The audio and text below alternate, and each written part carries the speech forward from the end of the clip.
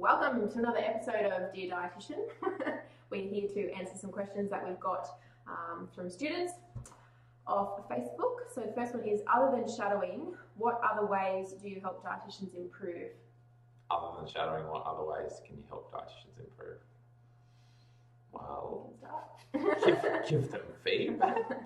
So other than shadowing, I guess it's the communication in between consults. So a lot of the time dietitians may come out, or every dietitian has questions about how they went with a client. So you might be talking to them about the clients that they've had, talking about the results they had, and then how they could maybe have approached it differently to get better results, or if they're getting good results and they've all of a sudden plateaued, then giving them additional strategies that they can target, or if it's not working, give them additional strategies again. So I guess it's that communication around clients. Specifically, so for example, Tyson is the meal plan king. So some of the dietitians would often then send you meal plans, and you would have a look at them, provide feedback, constructive feedback that way. Other ways, I mean, the communication side is obviously really, really important. I think if we just focus merely on dietitian becoming really good at clinical cases and skills, and I think we're doing it an injustice. So it might just be other things. So providing feedback or getting dietitians to do other tasks associated with, say, writing articles, or obviously other things could be going to GP meetings or marketing themselves. So you might actually get them to do like their overview of what they might say and do in those situations as well. And then it's about them dealing with, efficiency. So helping them with efficiency of different tasks. So whether it be the consult length time, whether it be the reporting to GPs, whether it be doing generic admin, making their appointments, doing things like that. Like being an experienced dietitian, you learn little tricks of the trade to kind of speed up the process. And I guess part of our job, and I probably enjoy that just as much, if not more so, than the clinical aspect, because a lot of the time, that's your jam though. So. Yeah, but a lot of the time students will have a baseline clinical knowledge, but they have no freaking idea how to be efficient when it comes to the clinical stuff that they've got to do. So that is my jam, because that's what I love, is the organisational aspect. And also with that, it's just a huge amount of perspective. So sometimes there'll be all these questions or tangents or concerns or worries which might be ridiculous, but it's obviously bothersome for them. And so it's about them providing some experience perspective on, okay, so how relevant is this? Do we really need to be worrying about this? Yeah, or is this a normal response to starting a new job?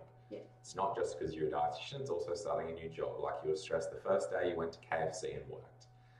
It is what? Or really it's a Ferrero or a waiter, whatever you want to do. You're stressed on the first day because it's all new, you're learning different stuff, but then 3-6 months down the track, you're killing it, you know how to do everything. Yeah. So that is our goal, and always our goal with all of our people, not just to focus on the clinical, like Peter said, but to make them excellent in whatever possible. I think 12 months under us, you're going to be pretty freaking good. Boom. Done.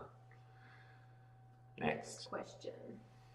So Tyson, you talk a lot about professional development, virtually and in person. Could you expand on what things you would focus on in each type of communication? What? Yeah, that's what it says. No, explain. So professional development virtually and in person. So what types of things you would focus on or talk about in relation to professional development, whether it be virtually or in person? Do as much as you can. Virtually or in person. I think it might be like doing that, blogs and shit like that. No, just do everything as much as you can. So if you're a virtual person, smash that. If you want to do it in person, smash that. I think the more you can do, the better. All right, Tyson mentions dietitians not being trained enough in counselling. Oh, God. Have you heard a lot about having to have difficult conversations around disordered eating, etc.? How do you gain those skills? Experience, extra study, talking to other dietitians, question mark, question mark, question mark? Do you want to start that? I'll start it, I don't care. Yeah, look, I agree there's aspects of everything that you can always learn from going to a specific course. Having someone just talk to you for a day, a couple of days, an hour or two is definitely really, really valuable. But I can't harp on enough for the importance of time, practice and repeat. So some people just aren't good communicators 100%, and it doesn't matter how hard you try, how many courses that you go to, it's You're hard. just shit. Yeah, it's just not your skill. So that's probably not where you want to be. You don't want to be in the counselling aspect of private practice, really. Yeah. You probably want to be somewhere more clinical in a hospital or in research or something like that. So that's okay. Some people are built for that. I guess it's just knowing what you're built for.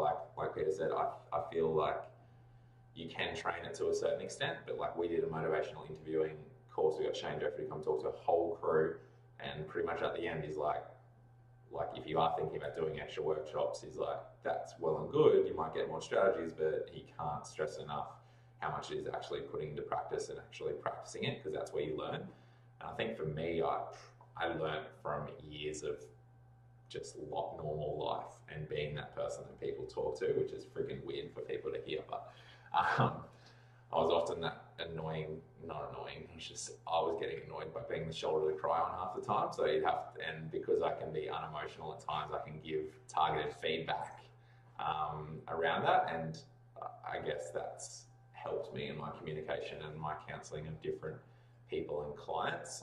Being able to relate is also important. And normalising behaviours and 100%. Saying it's okay, and then believe you. So I think coming from a very honest perspective, and I don't communicate like some very, clinical person in using certain specific terms, communicate like a normal person. I think that's helped me a lot with people acknowledging that I'm being honest in my care for them and the counselling of them, rather than if you're coming in and you're just trying to counsel them. I think it becomes a very contrived process, so it needs to be natural for it to be good. And I think the rinse repeat is definitely a good way of doing that, and seeking feedback, so not just from clients but getting someone to shadow you with some of those more tough clients, or just communicating with an experienced practitioner. Yeah, definitely. So talking about children weight management, I've mentioned before around having a kid actually turn around so that it's in numbers on the scales if weight is being involved. Do I do that often? Pretty simple question. Probably the answer would be no. I don't weigh children often. I would only ever do that, I suppose, if it's a sensitive area for that child. As in, you'd weigh them if it's a sensitive area, you'd get them to turn around. I'd get them to turn around. At what age is someone a child where you would weigh them versus not? No, that's very contentious. There's not a particular age. Children are really different irrespective of their age, and some of them are more mature in their thoughts and whatever. So definitely if a child is coming to see me and it's for obesity or weight management in a child, which is unfortunate, but that might be the real sitch, you probably do want to have some sort of an idea about what their weight is.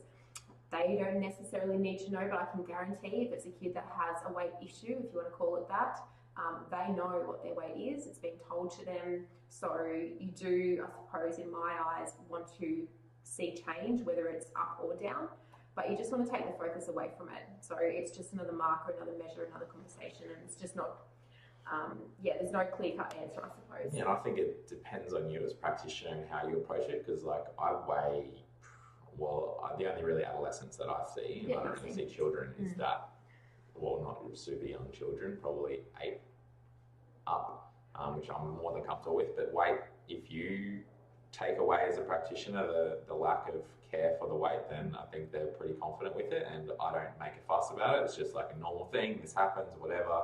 Once after you weigh, you don't really touch on it too much, and I think that's the thing. You can weigh someone, but it's about how you react to their weight and how you then target the consult. I've had kids in the consults before and had a family of them, and pop one of the kids up there, and the rest of them oh, can I do it? Can I do it? And it becomes a really fun game, and they all want to just see how much they weigh. I think that's as powerful as avoiding it, or if not more so, because then it's a normal thing. It's just whatever.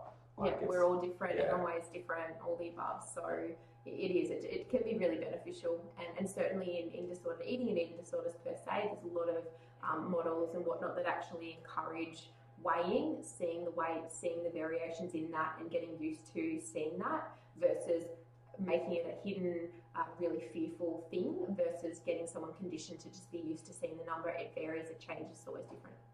So. Boom.